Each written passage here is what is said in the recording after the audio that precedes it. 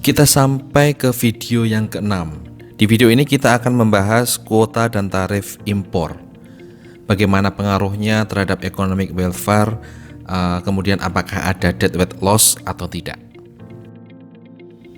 Pertama kita mulai dengan konsep dari kedua kebijakan tersebut. Kuota impor atau import quota itu adalah jumlah barang maksimal yang boleh diimpor. Sedangkan tarif di sini maksudnya adalah biaya masuk yang dikenakan pada barang impor. Nah, kedua kebijakan ini mempunyai tujuan yang sama. Tujuannya adalah untuk melindungi industri dalam negeri agar memperoleh profit dan berkembang.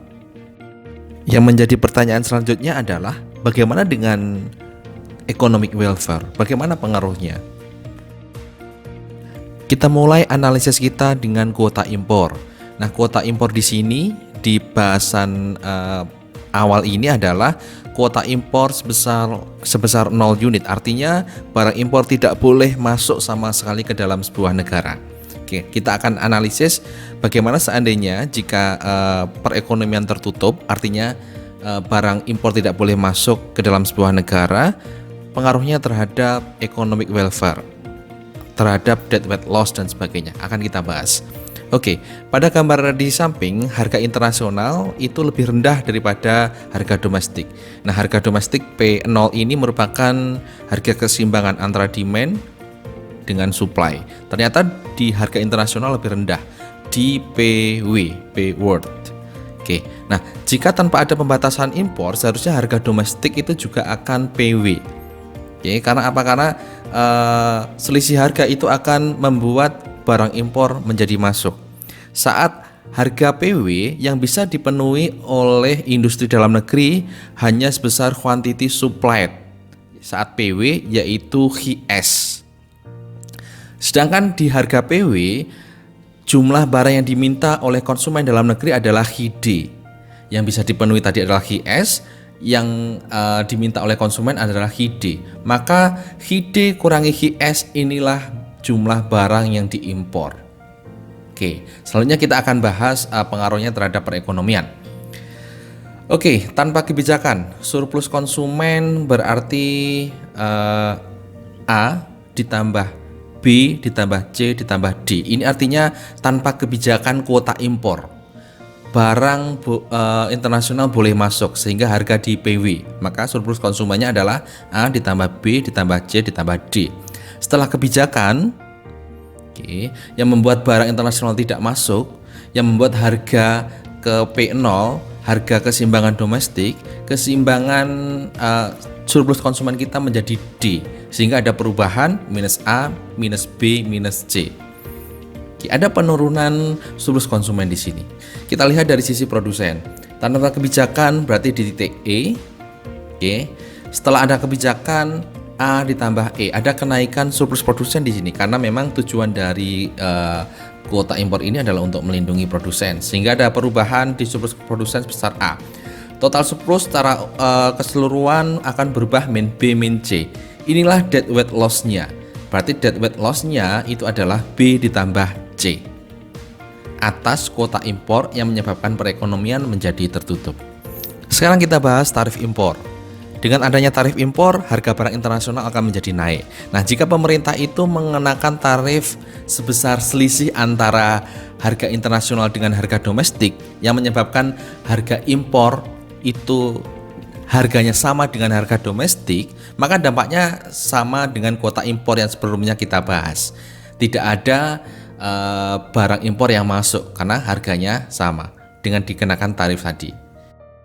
Nah, yang akan kita bahas adalah kita akan menganalisis tarif impor, namun masih ada ruang barang impor yang masuk.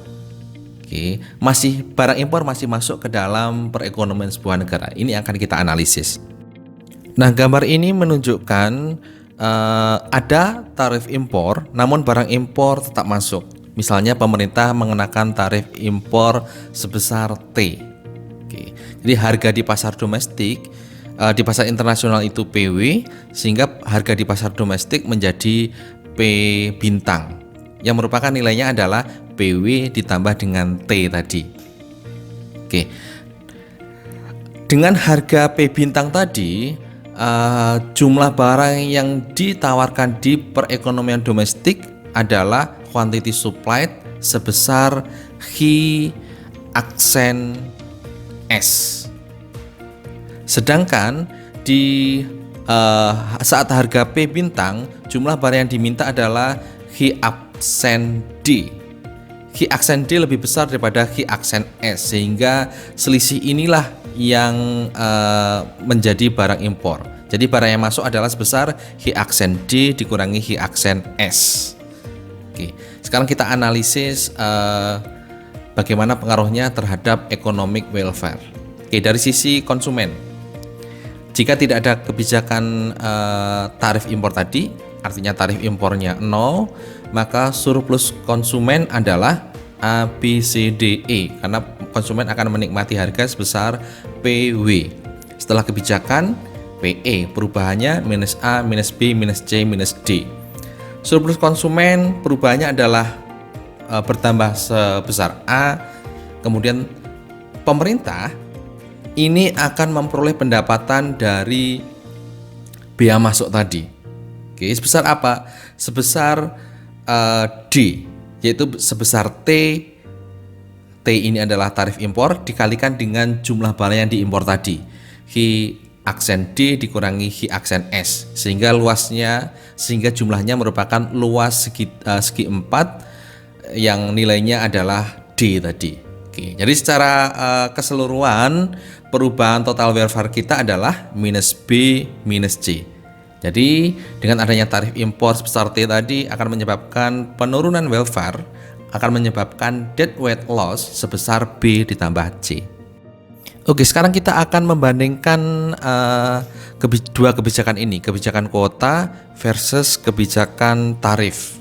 Oke, kita tadi sudah membahas bahwa jika pemerintah mengenakan tarif sebesar nilai selisih antara harga internasional dengan harga domestik, maka dampaknya sama dengan kuota impor. Tidak ada barang impor yang masuk. Oke, nah sekarang misalnya kuota impornya itu juga tidak menyebabkan perekonomian menjadi tertutup, masih ada barang impor yang masuk. Misalnya masyarakat juga sama dengan tarif impor tadi, masih bisa impor sebesar Hi aksen D minus Hi aksen S. Sekarang kita akan bandingkan dampaknya terhadap economic welfare, terutama dampaknya terhadap belanja pemerintah seperti apa.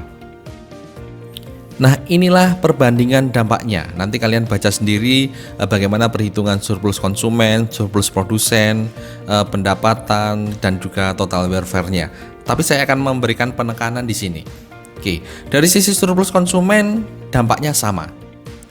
Dari sisi surplus produsen perubahannya juga sama. Yang membedakan adalah perubahan dari sisi pemerintah. Saat pemerintah hanya melakukan kebijakan kuota impor, jumlah impor dibatasi sekian unit, maka pemerintah tidak mendapatkan pemasukan dari bea masuk. Oke. Sebaliknya, kalau pembatasan tadi dengan tarif, pemerintah akan memperoleh bea masuk, memperoleh pendapatan sebesar D, dan D inilah yang membedakan. Oke, jadi dibandingkan dengan kuota, tarif impor itu lebih menguntungkan karena pemerintah memperoleh pendapatan sebesar D. Sedangkan dalam kuota, jika pemerintah itu menerapkan kebijakan kuota impor, nilai D ini merupakan bagian dari surplus yang mengalir ke produsen di luar negeri, tidak dinikmati oleh pemerintah, tidak dinikmati oleh entitas ekonomi dalam negeri.